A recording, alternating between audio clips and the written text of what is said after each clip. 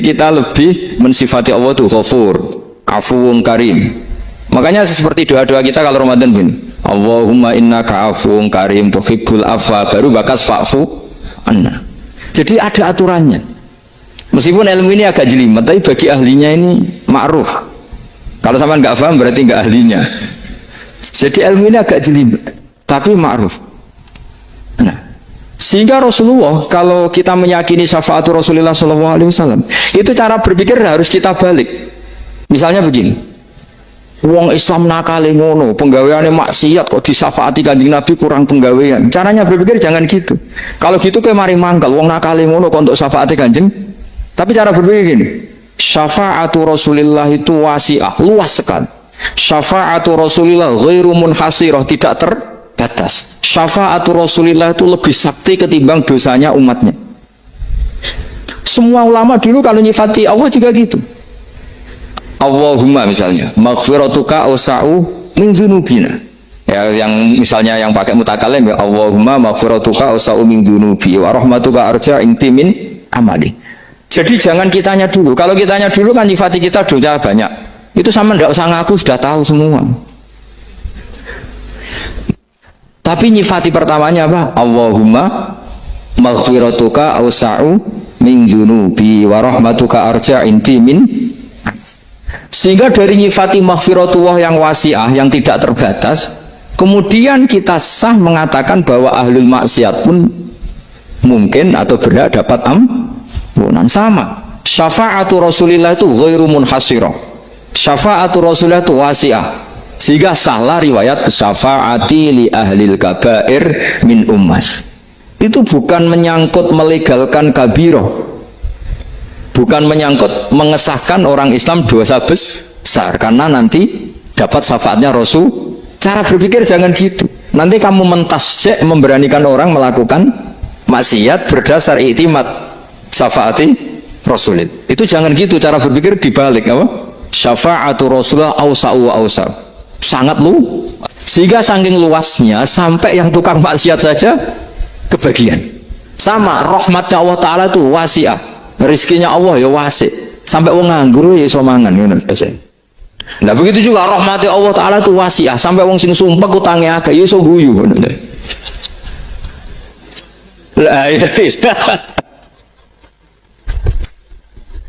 Tapi kalau dibalik, misalnya saya diprotes kiai, saya pernah juga diprotes, Gus umat kok mbok latih guyu, padahal mereka maksiate akeh, utange akeh gini-gini.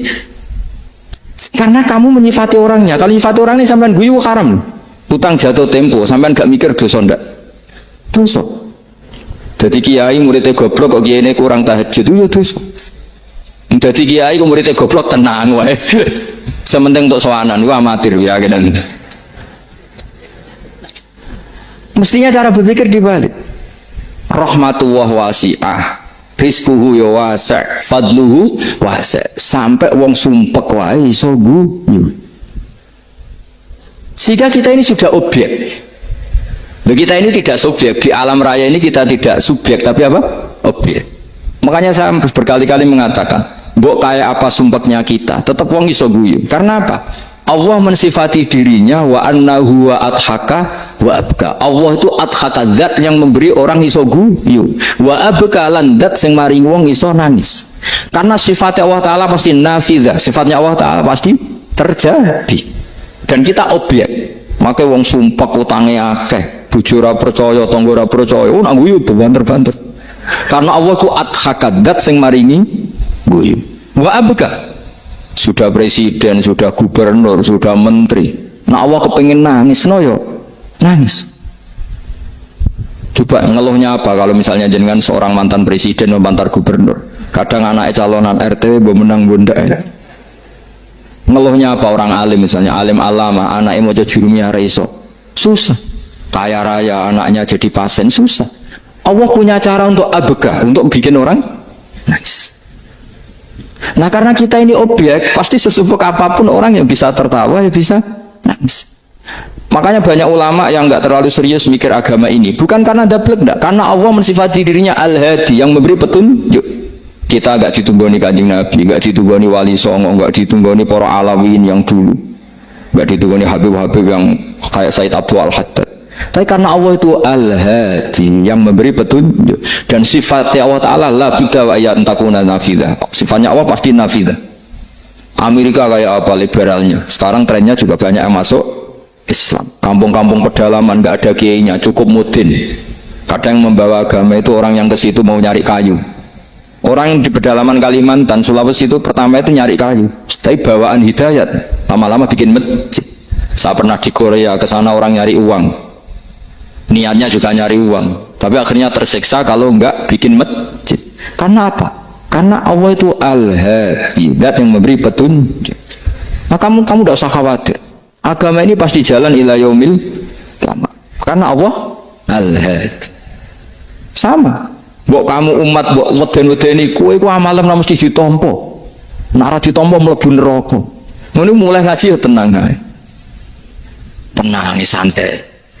Bahkan kadang bilang gini, Pak Yai tadi nggak bener, masa ngecap orang mlebu neraka. Kita yang masyarakatnya nggak tahu pintunya, Pak kayaknya tahu pintunya. Karena orang itu punya cara. Iya betul. Orang Bedui itu kalau ngaji sama Nabi itu lebih unik timbang yang soleh, timbang yang pinter. Sehingga banyak ilmu itu ditemukan dari orang Bedui. Karena cara berpikir itu aneh. Kalau orang soleh, orang waras kan berpikirnya ada aneh, standar. Jadi orang Bedui itu aneh. Pernah suatu saat Rasulullah itu khutbah cerita kiamat. Wah, dasarnya kiamat kayak apa? Semua orang diam nangis semua. Orang Bedui enggak, lebih cerdas. Ini Nabi itu aneh, cerita kiamat kalau ada tanggalnya ini gimana? Orang nangis semua karena dasarnya kiamat kayak gitu. Bumi dihancurkan kan terus nangis dewi-dewi. Ya ono sing nangis pabrik banyune macam-macam. Ini kalau kiamat gimana? Ini perjalanan air kemasan saya kan orang mikir dewi-dewi gitu. Tapi ini enggak. Orang Bedui cara berpikir tuh enggak. Malah ya Rasulullah mata sa'ah. Engkau itu cerita kiamat tapi enggak jelas tanggalnya. Kalau cerita kiamat ya harus jelas dong kapannya. Jadi unik. Jadi cara berpikir sahabat kaget semua loh. Kaget. Karena gak kepikiran. Nabi a'radu anhu, a'radu itu mengabaikan. Banyak sahabat yang menganalisis lam yasmakan. Nabi memang gak dengar sehingga mengabaikan. Ada yang analisis lagi sami'a wa kariha. Sebenarnya Nabi dengar cuma gak berkenan karena tengah-tengahnya khutbah kok tanya. Tapi si Arabi ini cerdas, masuk akal kan? Misalnya mau pilihan presiden, orang mesti tanya kapan kan gitu. Ya kan? Mau ganti presiden atau ganti bupati, takarannya orang kan kapan? Kayak Mas Akom jadi wali ndak? Pertanyaannya kan kapan? Kalau jatuhnya kan sudah ya.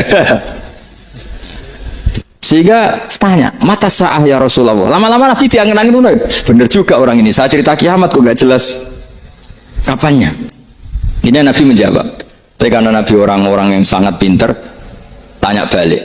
Ma'atattalah. Lalu kalau kamu berani tanya kiamat kapan, saya tanya balik. Ya persiapan kamu apa? Jawabnya santai saja. Fawwah ma'atattalah kabira sholatin wala siyamin walakinni uhibbuka ya Rasulullah. Saya nggak menyediakan apa-apa, sholat saya biasa aja, maksudnya standar. Ya kira-kira 5 waktu pas. Ya jenis saya lah kira-kira gitu. Wala kabira siyamin, dan saya puasa ya standar saja pas. Walakin uhibbuka ya Rasulullah, tetapi saya mencintai engkau ya Rasulullah. Jawabannya Nabi apa? Almar'u ma'aman ahabba. Sebagian riwayat anta ma'aman ahabbta. Jadi hadis itu populer tuh barokahnya wong disuruh. Andai kan dia punya etika maka sowan dulu tanya 4 mata. Itu jadi hadis ahadi. Tapi barokahnya dia selonong di depan umum. Zaman Nabi khutbah itu jadi hadis mutawatir. Jadi kadang barang baik itu barokahnya orang yang enggak baik. Maksudnya suul adab.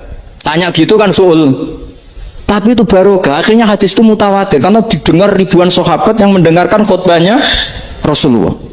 Tapi kalau hadis itu satu-satu kan khassani bidzalika Rasulullah, khassani bidzalika Rasul, itu nanti jadi hadis ahadi yang kualitasnya jauh di bawah hadis mutawatir. Jadi barokahnya orang sholat tapi ada karena Allah yang mendesain ini. Akhirnya kata sahabat, kata Anas bin Malik, mereka itu mangkelnya bukan main sama Arabi tadi karena tanya nggak sopan sama Rasulullah. Tapi setelah Nabi jawab almar'u ma'aman habba fama farihu bisyai'in farahum bidzalika batal. Mereka tidak pernah senang dengan hadisnya Nabi sesenang riwayat almar'u ma'aman habba. Barokahnya Arabi. Makanya saya sebagai kiai ini Bedui saya tak pertahankan ila yaumil qiyamah.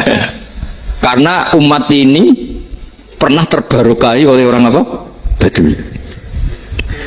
Subal barokai suladab tadi. Jadi mohon ini supaya majelis ini kan majlisul ilmi Rasulullah, coba terlatihlah mengatakan Allah itu subjek, Allah itu al-fa'ilul mukhtar, Allah itu al-fa'ilul mukhtar, Allah itu yang menentukan alam ini. Dan Allah mensifati dirinya wa annahu wa adhaka wa abka. Allah itu zat yang memberi orang itu bisa tertawa, dan Allah juga yang memberikan orang itu bisa menangis. Mau kayak apa kamu neror umat, wah, amal nggak mesti diterima gini-gini. Ternyata ning majelis nangis sih, mulai ya sudah guyu-guyu ngenyak tenang nih. Daripada apa ya agak-agak merodok orang yang dohirnya beda dengan batinnya, nggak perlu distatuskan seperti itu. Ya sudah biasa saja. Jadi, nah, fi muqaddimihim, imam besar dalam manhaj ini namanya Abul Hasan apa? Asyadzili. Abul Hasan Asyadzili itu kalau ada orang tanya gini, Beb saya ini susah, sholat saya tidak mesti diterima Allah gini-gini, marah. Nggak usah. Kafa bika jazaan an radiyaka laka ahlan. Sudah kamu ditakdir pernah sujud itu sudah keren. Saya itu andaikan dapat kabar dari malaikat bahwa sholat kamu tidak diterima, saya tidak susah. Bukan karena sombong. Pernah ditakdir sholat sujud ning Allah itu keren. Kayak apa malunya kita ketemu Allah kemudian kita di bumi tidak pernah sujud. Makanya cara Abul Hasan Asyadzili kowe ora usah mikir sholat itu ditompo taro, ora usah mikir. Kowe ditakdir tahu sujud itu hebat. Kafa bika jazaan an radiyaka laka ahlan. Cukup kamu mendapat balasan dari Allah, kamu pernah ditakdir sujud. Gak perlu ngaji alim alama, segowo sawi ngalor kidul jalalain keren. Paling gak malaikat pernah melihat kamu, gue tak kitab kudi. Gak penting paham kamu nih, karena isra bakat paham mas.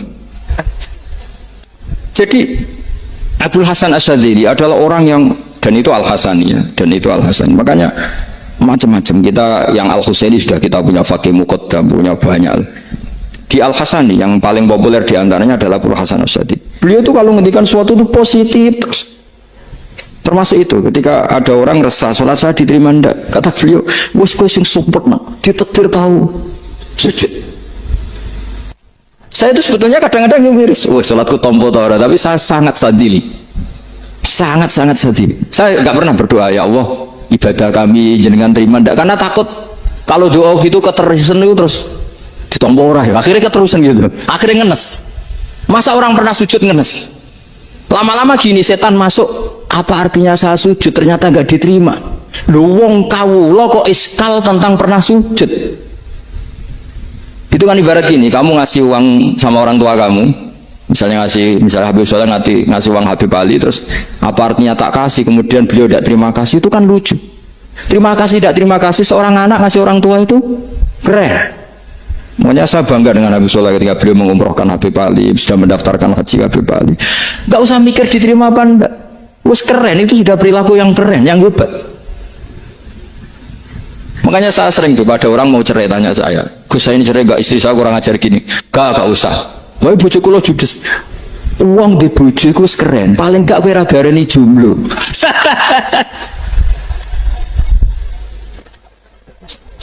Oh, diarani duda ora enak. Wes luwe sabar ndi diarani duda mek diarani bojo judes. Enak bojo judes sik gagah. Di bojo lah. Oh, provokator itu. Jadi kafa bika jazaan an radiyaka laka alam. Sudah ditakdir pernah sujud itu sudah keren. Dulu ulama ala hadan nampak. Ulama dulu cara berpikir seperti itu. Makanya ulama dulu kalau nafsiri wasjud waktari sudah pernah sujud. Di Quran nggak pernah ada ayat wasjud lan sujudo siro ingkana kada wa kada ingkunta mutayakinan dikabuli sujudi. Kan ada sujud ya sujud saja, tidak usah mikir makbul apa tidak makbul. Sudah kalau sujud pasti waktari. Terus saya sebenarnya ya sebagai orang ya kadang wedi, sholatku ditompo atau orang. Tapi kalau keterusan nanti ada was-was yang mengatakan opo artine sholat. Itu kan ngeri, seorang hamba sing uripe ning bumine Allah kemudian menyoal pernah sholat hanya karena takut gak diterima. Itu kan gede banget. Tapi monggo lah kita cerita-cerita Islam, cerita-cerita beragama yang rileks. Kita semua tadi seperti yang dikatakan Kadensus pernah diswani Mas Sufyan Sauri, juga beliau pernah ngaji. Sebetulnya dalam banyak hal-hal yang keseharian itu lebih prinsip ketimbang ide kita tentang hal-hal besar. Saya beri contoh, Allah itu Tuhan yang maha kuasa, yang menguasai alam raya ini. Kadang-kadang menjelaskan dirinya itu hanya Alladzi at'amahum min ju'. Saya ini Tuhan yang memberi makan kamu saat Anda lapar, saat kalian lapar. Jadi untuk beriman kepada Tuhan yang Maha Esa, kepada Allah, kamu yakin yang memberi makan kamu itu Tuhan.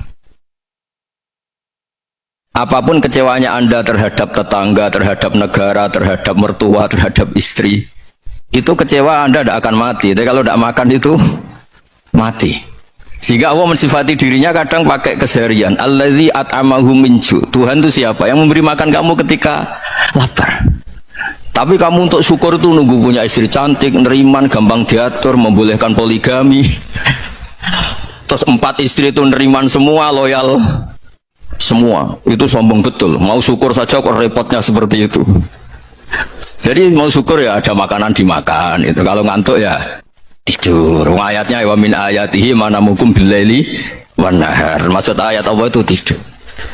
Nah, keangkuhan-keangkuhan ini yang menjadikan kita itu jadi repot hidup. Wong untuk syukur kok nunggu tadi. Mertua baik, tetangga baik, istri baik. Apa saja di sekelilingnya harus baik. Nah, keinginan berlebihan ini menjadikan kita lupa ada hal-hal yang paling kita butuhkan, yaitu oksigen. Kita boleh nempat di buminya Allah. Alladzi ja'ala lakumul ardo firasya. Bumi kamu tempati enak. Coba kalau gempa.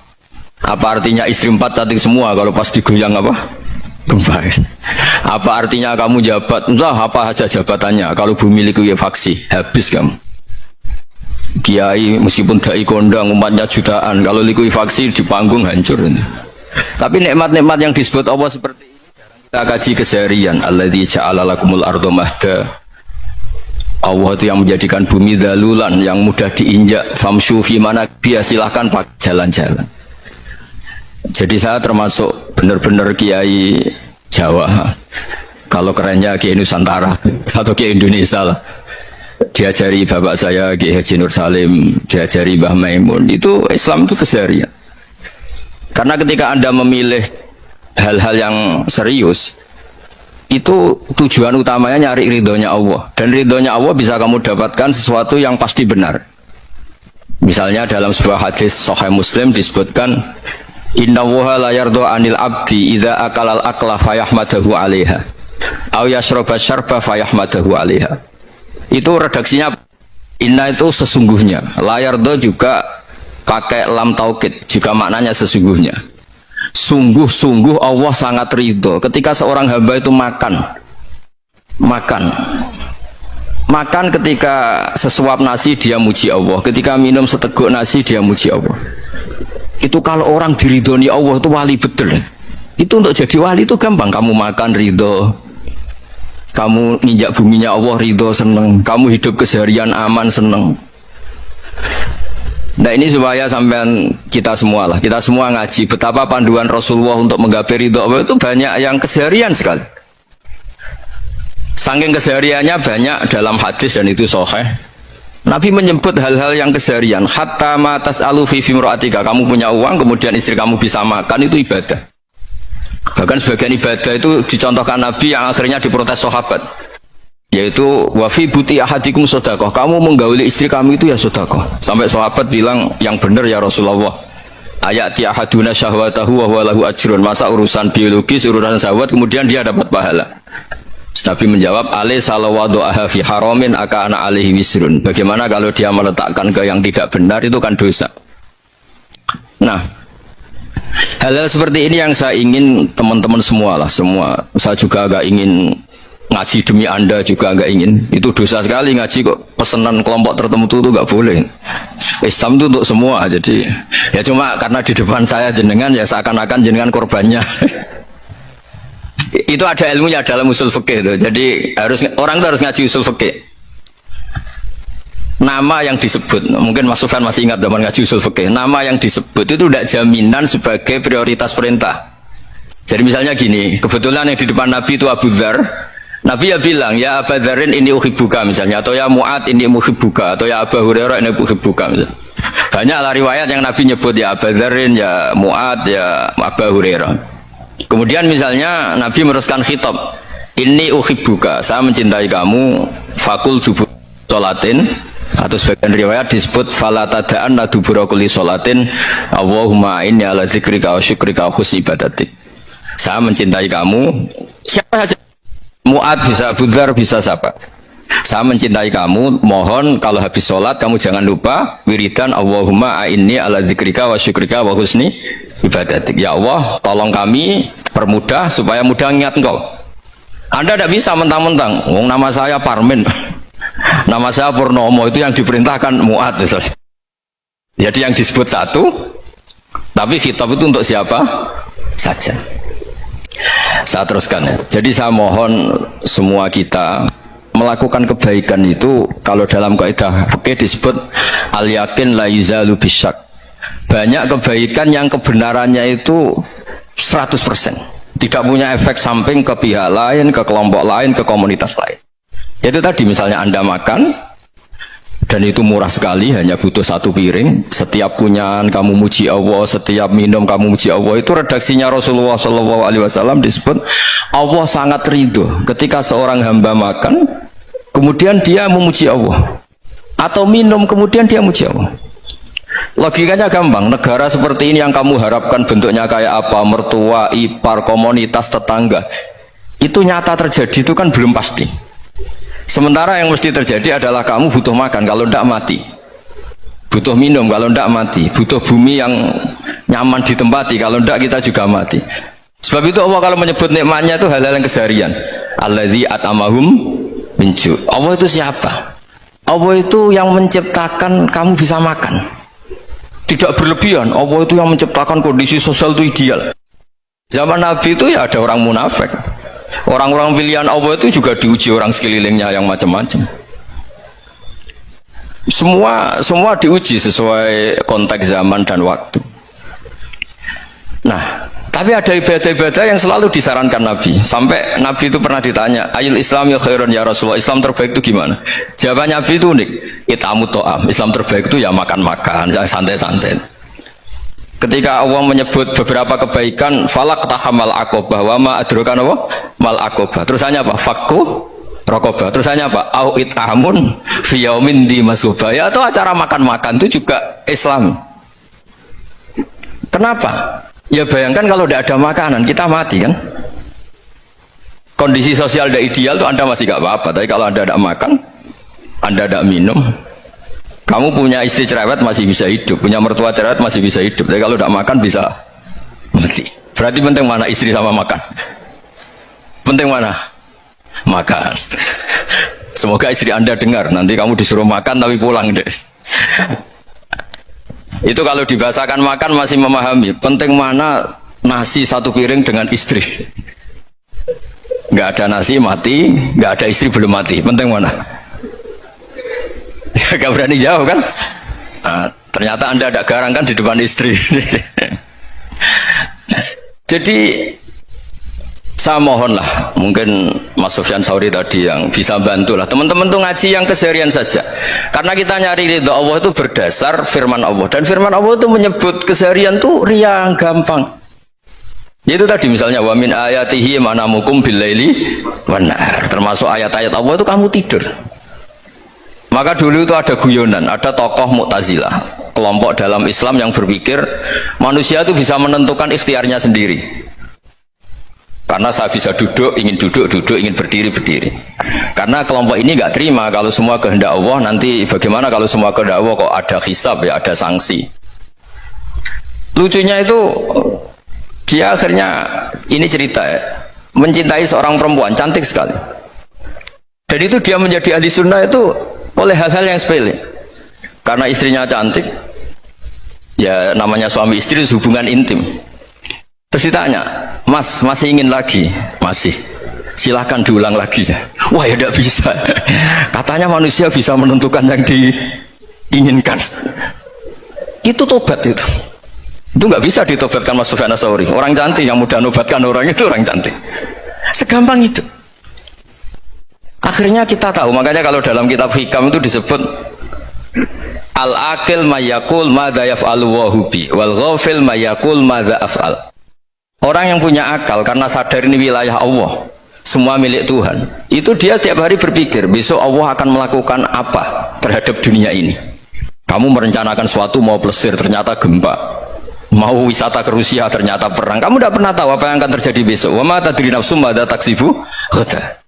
Tapi anda semua kita ini sering punya jadwal permanen. Makanya saya kalau diundang siapa saja, sana takdir. Yang jelas Gus ini acara penting. Ya masih acara penting nak pangeran ngersakno piye? Kok apa dadi pangeran? Kamu kok mau jadi Tuhan? Itu kadang ya kiai. Penting Gus acara ini jenengan harus memastikan bisa. Loh kamu itu yang ngajarin tauhid, sesuatu itu biadillah kok bilang-bilang apa pasti. Kalau maksa terus tak tobatkan dong kamu kata saya. Ya kalau gitu Gus bilang insya Allah. Wah itu hati saya, fisik saya, roh saya sudah bilang insya Allah. Tidak usah kamu latih kata saya. Nah hal-hal tauhid keseharian itu gampang sebetulnya.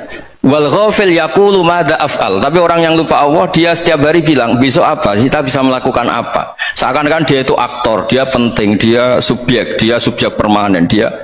Padahal kita ini hanya objek kehendak Allah Subhanahu wa taala. Karena kita yakin sesuatu yang terjadi di alam raya ini kita tidak bisa apa-apa. Makanya saya sering ngaji, sering bilang saya, ketika Anda mensifati Allah, dia yang menghidupkan. Sudah itu tanamkan, sehingga ketika kita mati, santai saja. Kenapa santai?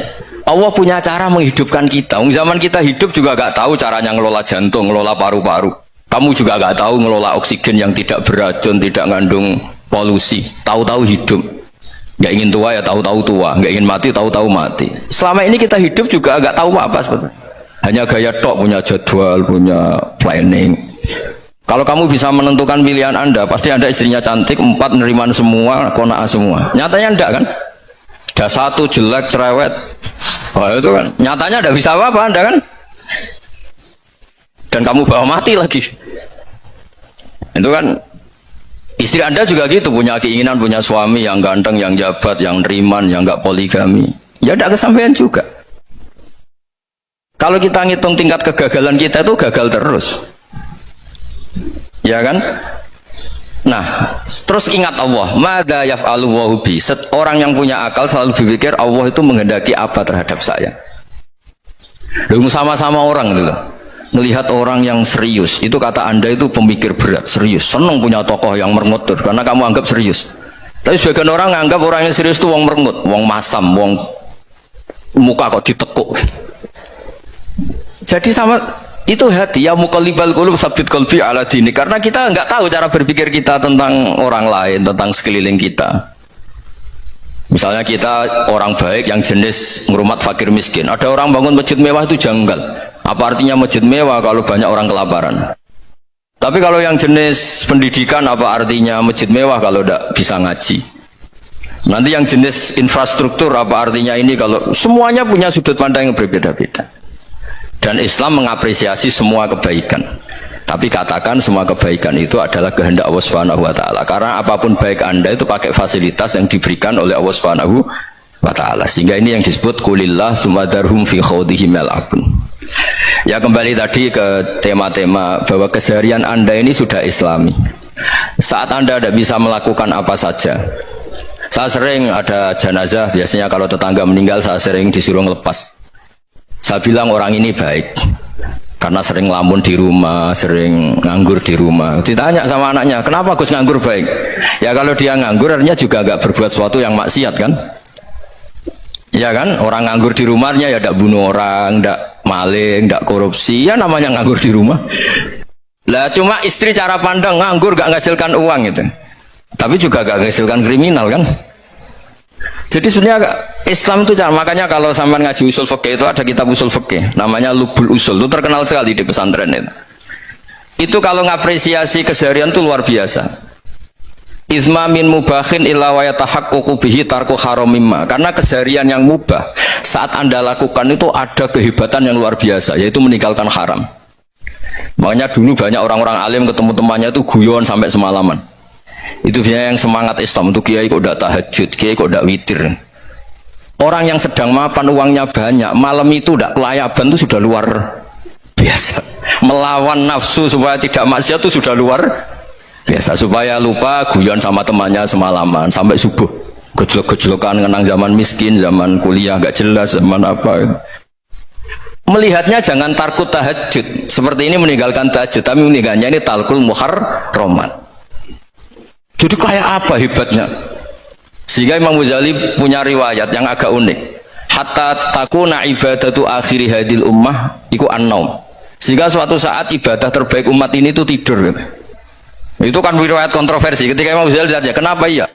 Kenapa kamu mulai keluar dari rumah itu sudah banyak maksiat, melihat perempuan yang enggak mahram, melihat fenomena. Tapi kalau kamu tidur itu enggak melihat apa-apa. Tapi juga kamu jangan menganggap tidur itu ibadah betul. Saatnya melakukan fardu ain malah masih tidur. Tapi itu sudut pandang yang menjadikan kita Islam itu gampang. Jadi saat Anda tidak bisa aktivitas apa-apa, misalnya ada beberapa orang yang lumpuh. Lumpuh itu memang nggak bisa Jumatan, nggak bisa ibadah, tapi dia juga nggak bisa maksiat. Tidur itu memang Anda saat itu tidak bisa tahajud, tidak bisa witir, tapi saat itu ada zina, ada maling, tidak gosipkan orang, tidak bully orang, tidak menanamkan kebencian, tidak hasut.